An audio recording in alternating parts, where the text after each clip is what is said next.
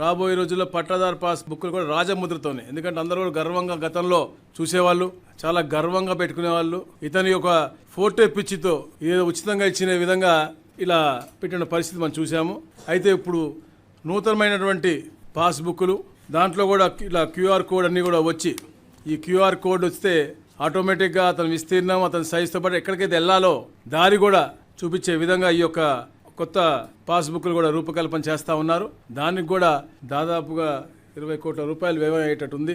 ఇవన్నీ కూడా అంటే ప్రజాధనాన్ని దుర్వినియోగం చేసుకుంటూ వాళ్ళ అనువాయులు బాగుపడే విధంగా కొత్త చట్టాలు తీసుకొచ్చి అసైన్మెంట్ భూమి పేరుతో అవకతవలు జరగడం, 22A అని చెప్పేసి చేయటం, మరి వారు చేసిన తప్పులన్నీ కూడా కప్పుపుచ్చిన విధంగా ఈ మదనపల్లి ఫైల్స్ లాగా అరాచకాలు చేయటం, ఇవన్నీ కూడా పూర్తిగా సమీక్షించాం. అలా అందుకనే గౌరవ స్పెషల్ చీఫ్ సెక్రటరీ గారి యొక్క ఆధ్వర్యంలో అందరు హెచ్ఓడీలు కూడా ముఖ్యంగా ఎక్కడైతే ఎక్కువగా జరిగిన విశాఖపట్నం, ఉమ్మడి చిత్తూరు, నెల్లూరు, ఒంగోలు ఈ ప్రాంతంలో వచ్చే వారమే పర్యటిస్తారు. అక్కడ ఉన్నటువంటి ఆల్ పబ్లిక్ గ్రీఫ్స్, మరి ముఖ్యంగా అసైన్మెంట్ అధికారుల పరంగా రివర్స్ గా ఎవరికి ఎలా రిజిస్టర్ అయినాయి, ఎవరి పేరు మీద అసైన్ అయినాయి, ఆ అసైన్ ముందు ఏంటి తర్వాత అన్ని కూడా మేము కూడా అవన్నీ కూడా పరిశీలించి అన్ని కూడా డాక్యుమెంటరీ ప్రూఫ్స్ తీస్తాము. దాంతోపాటు వీరు కూడా వెళ్ళి అక్కడ గ్రీఫ్స్ తీసుకుని అవన్నీ కూడా సత్వరంగా పరిష్కరించే విధంగా ఒక ప్రణాళికాబద్ధంగా ముందుకు వెళ్తా ఉన్నాం.